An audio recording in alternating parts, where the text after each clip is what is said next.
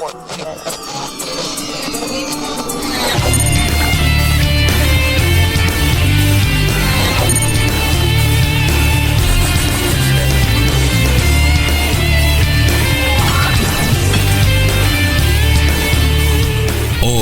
puede ser. Buen día. Gracias por recibirnos en esta casa, que es la casa simbólicamente por la que pasamos todos. La Universidad de Chilecito es una pariente nuestra, ¿no? Son los primos hermanos de la universidad en la que la mayoría hemos transitado. Seguramente como vos, como Martín, como yo, hemos pasado por distintas universidades, en Córdoba, en Tucumán algunos, otros de acá, de La Rioja, pero en síntesis somos uno solo. La universidad, la educación, tiene esa rara facultad de unirnos más allá de donde provengamos. Y nos identificamos de qué universidad son, no nos preguntamos de qué provincia. Cuando nos encontramos decimos ¿dónde estudiaste vos? Y no decimos de qué provincia. Nos identificamos como una familia donde importa lo troncal que es la educación pública. Y estamos en una casa que es la que fabrica educación pública, la que fabrica cultura y la que permite que hoy muchos defensores y defensoras estemos reivindicando no solo la universidad, que son tiempos de reivindicación, que son tiempos para estar presentes, sino reivindicando el contenido de por qué somos defensores y por qué, como vos, César, somos abogados y elegimos esta carrera. Vos desde tu lugar, por convicción y obligación, vas a defender la educación pública, la universidad gratuita, el presupuesto universitario, y lo estás haciendo. Y la elección de esta casa el día de hoy es en apoyo a esa lucha que está haciendo en todo el país la universidad pública para defender lo que nosotros somos. Porque a pesar de tener el título, es nuestra universidad, son nuestros hijos, son nuestros nietos, es la posteridad, es la justicia que viene, la que quiere atravesar por esta universidad para ser mejor nación, mejor provincia, mejor sociedad. Y eso es lo que vamos a defender. Por eso agradezco públicamente a la UNDEC, agradezco a tu persona esta oportunidad que nos das de tener reunido a esta parte pequeña y no tan pequeña del Poder Judicial de la provincia de La Rioja. Y me parece de que el sentido nuestro es debatir en el día de hoy y que puedan debatir, intercambiar opiniones bajo una consigna. La consigna es, en estos tiempos difíciles, ¿cuáles son los temas que nos aquejan? No hace falta que escarbemos mucho, ¿no? La pobreza que lleva a la delincuencia, los conflictos sociales, los conflictos con los niños, con las familias, con los discapacitados.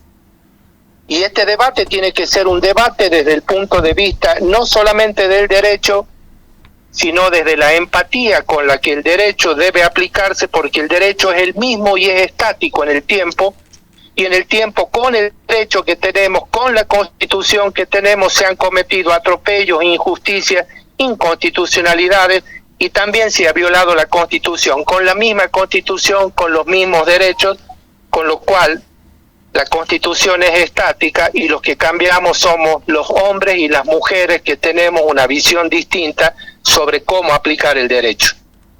No por nada, muchos participan últimamente en congresos y en cursos donde nos dicen hay que tener una mirada feminista en la ley y otra es una mirada de niños. Y después hacemos otro congreso para tener una mirada de adultos mayores. Y así vamos cubriendo lo que nosotros no previmos. Nunca estudiamos para defender un adulto mayor, un menor. ¿Qué es lo que está sucediendo que eso aparece? Están apareciendo quiebres sociales que requieren que pongamos atención en esa carencia social que repercuten en aquellos sectores que después tenemos que cubrirlos con títulos para que se visibilicen y poder taparlos un poco más. Pero bueno, somos defensores y el sentido nuestro es ¿para qué somos defensores en el marco de un poder judicial? ¿Somos un poder judicial homogéneo? ¿Somos defensores? ¿Somos fiscales por un lado? ¿Somos jueces por el otro? Hay que empezar a definir, y esta es una propuesta que tendremos que hacernos, ¿cuál es el sentido de la justicia? Si habrá defensores que ven más justo una situación, jueces con otra visión y fiscales con otra. ¿No estará siendo tiempo de que en vez de recurrir por todo el país, por congresos que nos identifiquen como defensores, no hará falta una mirada interna que unifique el criterio en el Poder Judicial riojano para discutir nuestros problemas primero, antes de viajar por el país haciendo cursos con el resto, si no todavía tenemos postura de que un juicio en Potrero Grande no es lo mismo que un juicio que en Corral de Isaac, que en la capital de La Rioja? Un viejo adulto mayor que vive en el fondo de un departamento nuestro, del interior, no departamento constructivo, sino en cualquier departamento de nuestra provincia, debe tener una mirada distinta que aquel que vive al lado de la Plaza 25 de Mayo o acá en la calle El Maestro. Entonces tiene que haber una unificación de los criterios de justicia, porque nosotros estamos buscando como defensores tener un criterio, una visión, porque la pobreza es pobreza y no se mide porque solamente se pueda decir, porque una encuesta lo marca, de que hay 12 millones de pobres menos o 1 millón de pobres más. Es una cuantificación a la que nos ha llevado el mundo de hoy para que los gobernantes o baja la pobreza, o la bolsa diga sube o baja la pobreza, más o menos delincuente, y nosotros no conocemos la situación como obligados de un Estado y como Poder Judicial, mirando qué es lo que está pasando en el otro.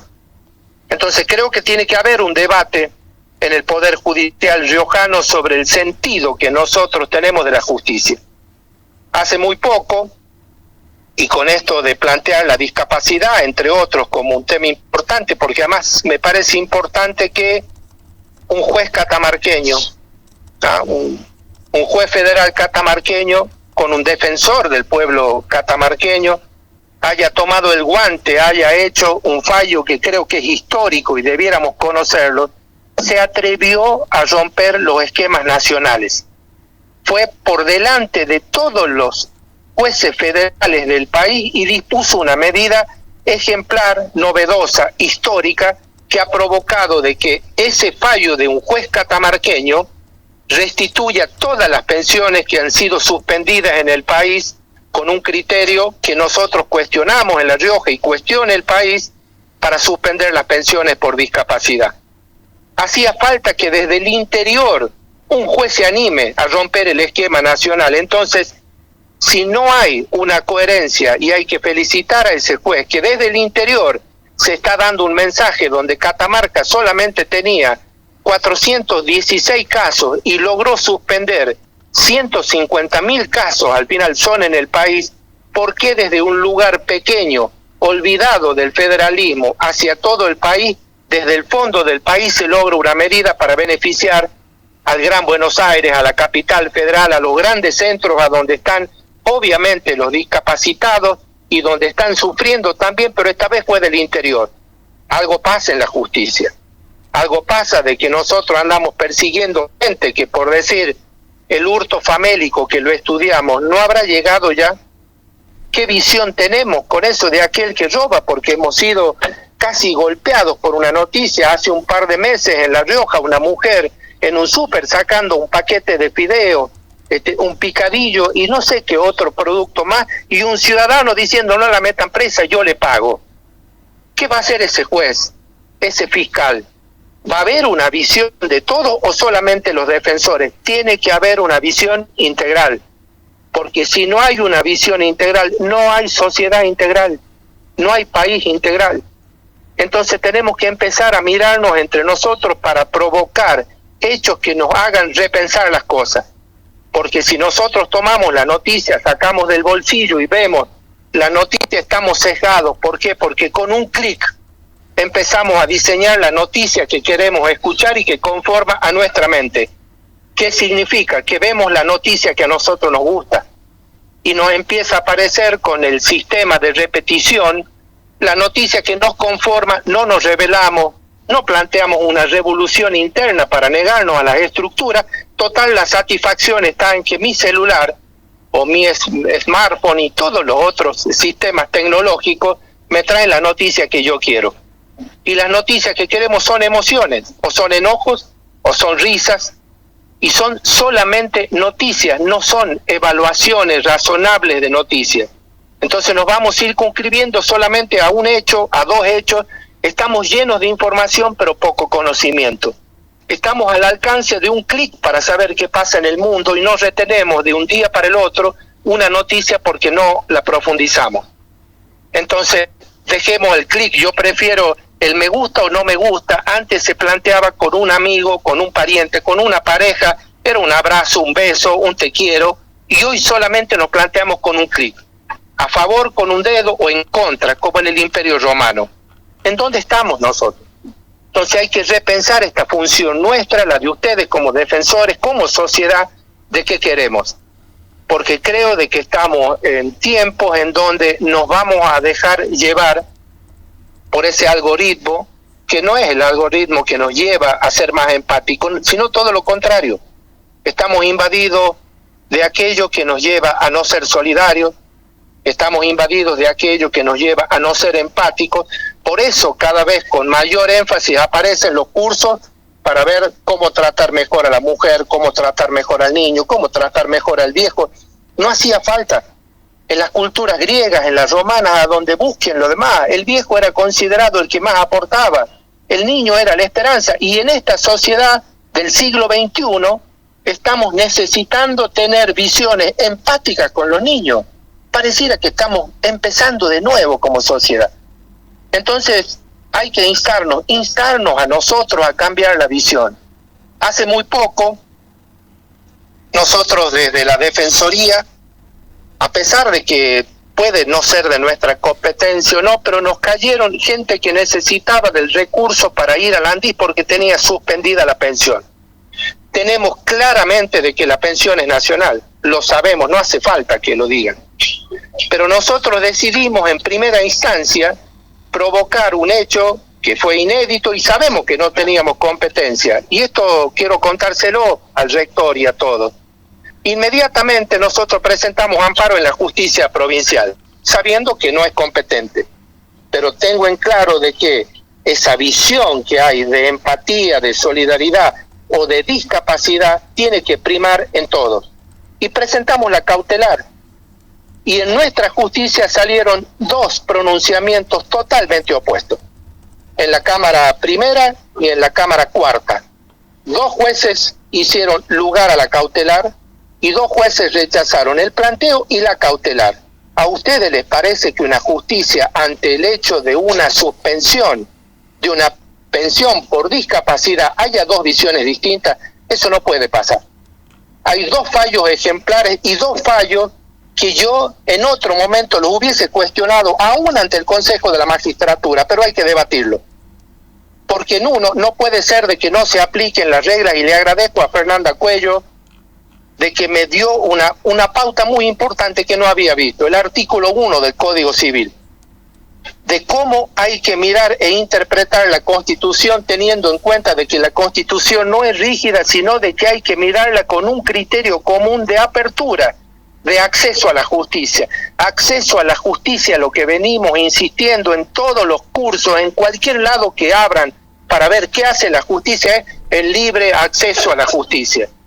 Y nosotros con nuestros jueces, con dos jueces sí y con dos jueces no. Con dos jueces me dicen soy incompetente, a mí no me corresponde, porque hay una presentación donde pareciera de que el Poder Ejecutivo Nacional dictó una medida que podría ser inconstitucional. No lo acepto y quiero debatirlo. Y para eso no necesito ir a un congreso a Buenos Aires, ni a las Cataratas, ni al sur. Acá se debe dar el debate. El Poder Judicial es uno solo. No hay defensores, no hay fiscales, no hay jueces que son independientes del Estado. Somos todos servidores públicos del Estado que debemos acatar la Constitución, y cuando la Constitución no basta, hay que acatar el criterio común. Y el criterio común hoy no es otra cosa que la empatía, la solidaridad y la misericordia. Una palabra que creo ha transcurrido en la vida de cada uno antes de ser abogado. La mayoría seguramente ha escuchado en las distintas religiones, cualquiera que sea. Si no hay misericordia, no hay visión. Entonces no puede ser de que a esta altura estemos discutiendo lo que es solidaridad. Entonces creo de que tenemos que tener una postura, porque saben cuál es la riqueza de la Defensoría y lo que nos va a costar seguramente que tenga identidad. No me gustaría a ninguno de nosotros, seguro que no nos gustaría, de que haya defensores que tengan un criterio ante la pobreza y otros defensores que tengan otro criterio.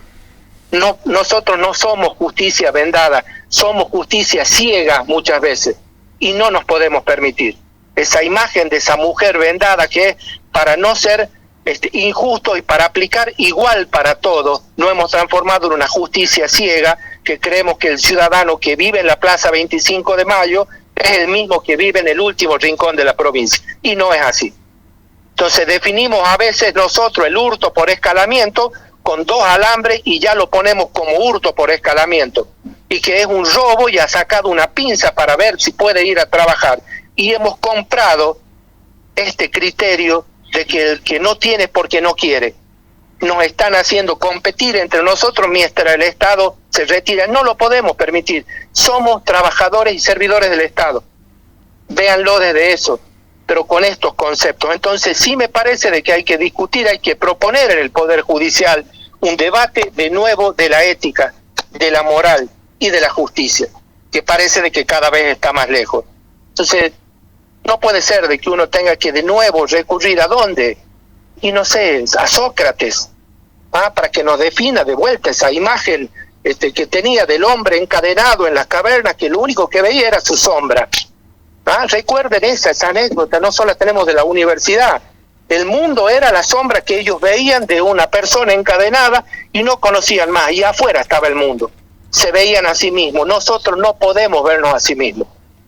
Entonces, ¿qué quieren? Otro le va el tema, que sea un Aristóteles, obligado a plantear un mundo distinto, a que la juventud se rebele, a plantear el esquema de lo que eran los gobernantes y condenarlo a que se envenene. Bueno, si hay que ser condenado a que nos envenenen, desafiémoslo, pero desafíense sobre todo ustedes, sobre todos nosotros, que cuando nos digan algo, cuestionemos lo que nos digan. No confiemos en la noticia, es el algoritmo de lo que nos conforma en enojos, en risas pasajeras que no nos conducen a nada. Rescatemos la historia, rescatemos a los que han escrito antes que nosotros, pero tengamos una unidad de pensamiento para poder discutir con todo el Poder Judicial. ¿Qué visión tenemos? No es lo mismo la justicia en La Rioja que la justicia en la ciudad de Buenos Aires. No es lo mismo la Defensoría de allá que la de acá, y no es lo mismo ni la Universidad de Belgrano que la Universidad de Chilecito. Hay que tener una visión y hay que tener una empatía. Entonces me parece de que eso es lo que nosotros tenemos que definirlo y además condecorarlo con lo que nosotros querramos. Creo de que hace falta, cuando uno tiene en la vida, el transcurso de la vida nos ha hecho de que de jóvenes somos inmortales, ¿no? Uno tiene la vida para andar libremente, poder nadar en un mar y uno vuelve, ir a 200 kilómetros por hora y uno vuelve, y después la vida va cambiando, y cuando uno es joven no piensa en el futuro. Cuando uno es adulto piensa en uno. A los 30, 40 años piensa en uno, estar bien, nuestro bienestar. Cuando la vida nos permite transcurrir cierta edad, como en mi caso y el de muchos casos, en vez de pensar de que ya está todo hecho en mi vida, hay que pensar en los que vienen detrás. Esa es la continuidad de la historia. Los que pueden pensar para los que vienen, no en el que está pensando en el día de hoy solo por el hoy. Hay que mirar para atrás. Y eso llega a un momento en que nosotros tenemos la obligación de mirar a los que no conocemos, a los que no sabemos, a los que aún no han nacido. Porque ¿para qué sostenemos una universidad dejando el alma en la Universidad Federal en La Rioja, interno en cada pueblo, en Chamical. ¿Para qué pelear por el INTA? ¿Para qué pelear por el INTI, por el CONICET? Eso es para las generaciones futuras. Hay que tener visión, porque nosotros heredamos lo que pelearon nuestros abuelos. Y para terminar, y perdonen lo extenso, hago referencia, le acabo de dejar a César, el rector, porque se lo dejo como rector, pero se lo dejo como amigo, un libro que no tuve que inventar mucho, además tampoco lo inventé yo, lo saqué de mi biblioteca porque está en mi biblioteca. Tengo dos de esos nomás, César, ¿no? Tengo dos. Uno que leo cada tanto porque ese libro que estás recibiendo ahí, que después te pido que lo leas y que quede en la universidad, es un libro que tiene por título Solitarias Historias, ¿no? Y es del siglo que nos deja. Y esto es para que no sea solitaria tu historia, la historia de la universidad, y no sea solitaria ninguna historia, ¿no? Porque nosotros estamos encargados de repetirla, de transitarla y de exponerla. Y en ese libro, que lo vi sin darme cuenta en mi vida, seguramente lo vi gestarse. Hay historias de una revolución en el país allá por 1911, cuando Irigoyen intentaba una revolución en medio del conservadurismo y se iba a alzar el país. Acá Pelagio Beluna era el encargado de levantar la revolución, diseñada en una familia Sotomayor, una revolución diseñada donde hoy es la comisaría primera. Imagínense si supieran en la dictadura de que en esa casa se gestó una revolución riojana, pero esa revolución no pudo hacerse porque era por telégrafo y le habían avisado a Pelagio Beluna que se había suspendido la revolución y el alzamiento, y nunca lo supieron. Pelagio nunca lo supo, todo el país sabía que La Rioja no sabía, entonces los apresaron, hubo muertos y desconocemos. Fue un intento soñador de revolución que se truncó. Fue la última revolución argentina de alzamiento. En ese libro hay otra historia muy linda que atañe mucho a los chileciteños, pero también a nosotros, de los González, de Joaquín B. González. Y es lo que quiero rescatar porque es un ejemplo. ¿Y por qué lo menciono a Pelagio Beluna? En ese entonces Pelagio Beluna, camino años después a la vicepresidencia, era adversario acérrimo de Joaquín B. González. Joaquín B. González por esos años ya había sido 2 veces ministro, estaba de senador y volvía de ministro cuando sucede un hecho en Vichigasta. En Vichigasta, el hermano de Joaquín, Aníbal González, era diputado provincial. Y ahí están nombres de familias que hoy transitan por acá, por Chilecito.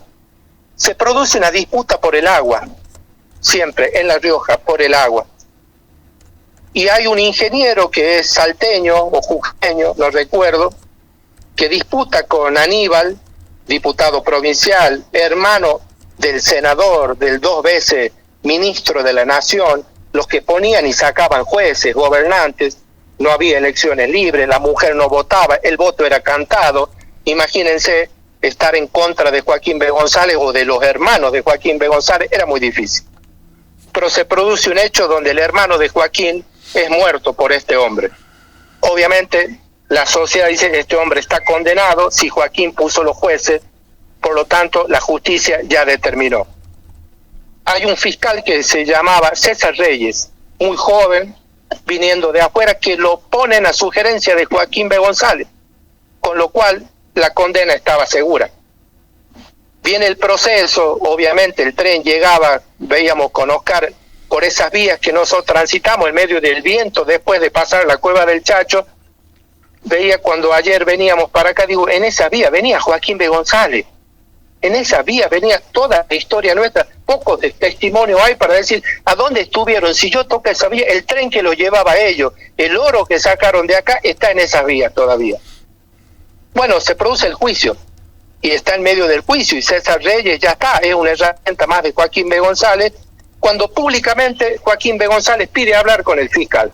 Va a La Rioja acompañado de todo un séquito, después de enterrar a su hermano, obviamente va a pedirle directamente la condena al fiscal.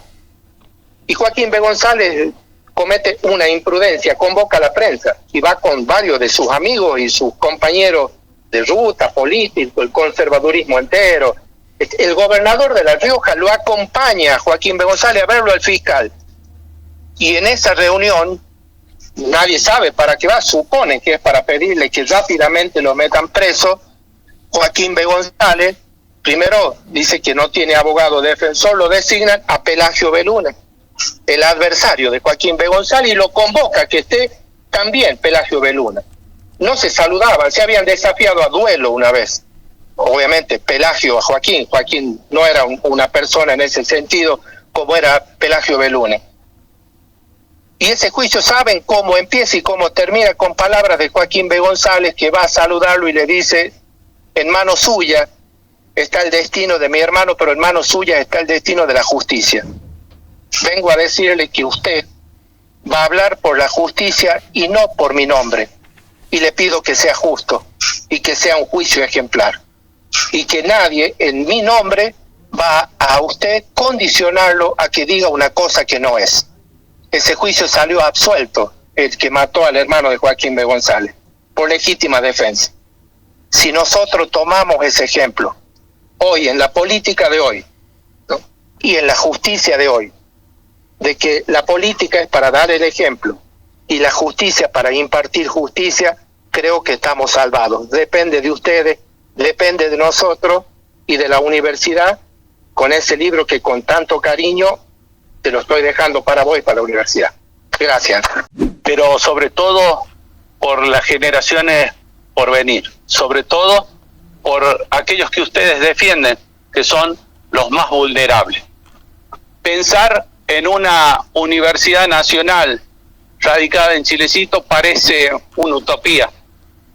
Y hace 22 años que tenemos ya esta universidad nacional, con su propia impronta, una universidad que cree que a través de la educación se puede desarrollar una comunidad, se puede desarrollar nuestro departamento, la región, la provincia, toda, y por supuesto contribuir decididamente al engrandecimiento de la República Argentina. Digo esto porque para quienes no conocen, la Universidad Nacional de Chilecito de un tiempo a esta parte no solo ha crecido en infraestructura, sino también ha crecido en la matrícula. En estos últimos 3 años ha crecido más de un 32% la matrícula de nuestra universidad. Ya son más de 2.100 los egresados que tiene nuestra universidad. Ha crecido en oferta académica y llegando con esa oferta académica a distintos puntos de nuestro país. Ejemplo de ello son las 2 tecnicaturas que acabamos de lanzar en este cuatrimestre, una en desarrollo de páginas web y otra en ciencias de datos, donde tenemos más de 1.000 inscriptos de todas las partes de la República Argentina, con nuestro único doctorado por ahora, el DEJA, que es un doctorado en educación de jóvenes y adultos, que recientemente ha cerrado la preinscripción con más de 75 preinscriptos, teniendo preinscriptos de países como México, Brasil, Chile, y por supuesto representantes de todas y cada una de las provincias de nuestra república. Así que a pesar de ser una universidad joven, somos una universidad que quiere crecer, una universidad que necesita claramente de esta ley de financiamiento educativo que, vuelvo a repetir, sistemáticamente el Ejecutivo Nacional se niega a otorgar. Pero también en ese crecimiento, en ese sentir federal que tenemos, quiero agradecer públicamente a Gastón, que ha pensado en realizar este encuentro acá en la Universidad Nacional de Chilecito, en el interior más profundo del país y también en el interior provincial. Porque acá, permítanme que me salga el chileciteño de adentro, seguramente Martín me va a entender. Muchas veces también en nuestra provincia pregonamos el federalismo, pero no lo practicamos. Y que un órgano que depende del Poder Judicial, un órgano tan importante como es el Ministerio Público de la Defensa, aquel órgano que posibilita el acceso a la justicia de muchos ciudadanos, que defiende los derechos fundamentales del hombre, individual y colectivamente, se dé cita para sesionar, para pensar y repensar sus funciones acá en nuestra universidad, a nosotros nos llena de orgullo. Así que simplemente eso, agradecerle a Gastón, a Martín y a todos y cada uno de ustedes que hicieron el esfuerzo por estar presente acá, agradecerles la labor que realizan diariamente en pos de los más vulnerables, esas personas, y escuchaba atentamente a Gastón cuando decía de aún sabiendo que podía resultar incompetente el juez presentarle una demanda para defender los derechos de los colectivos como los de discapacidad. Créanme que habla del compromiso que Gastón lo tuvo siempre, ¿no? Pero que lo sigue teniendo desde el lugar que hoy ocupa. Pero esas mismas luchas que están dando colectivos como los de discapacidad, los de salud, a través del Gashaham, que es el emblema de la salud pediátrica en la República Argentina, con quienes tuvimos oportunidad de compartir, porque la ley de financiamiento para la salud pediátrica y la ley de financiamiento universitario se han sancionado el mismo día, se ha insistido en ellas en el mismo día, y tuvimos la oportunidad de compartir con todos y cada uno de esos miembros. Que ustedes defiendan esos intereses, la verdad que a nosotros nos llena de orgullo, así que desde el lugar que hoy me toca ocupar, los aliento y animo para que sigan en esa lucha, en defender los derechos de los sectores más vulnerables, en posibilitar el acceso a la justicia a todos y cada uno de nuestros conciudadanos de la provincia de La Rioja, a lo largo y a lo ancho de nuestro territorio, porque somos una provincia federal, porque así nos sentimos, y prueba de ello es su presencia hoy acá. Así que nada más, muchas gracias y le deseo una excelente y provechosa jornada en nuestra universidad.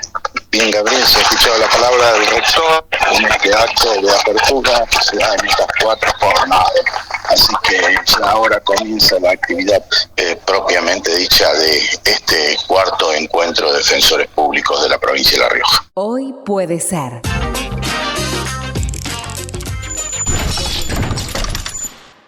Porque lo que traiga el día depende de vos.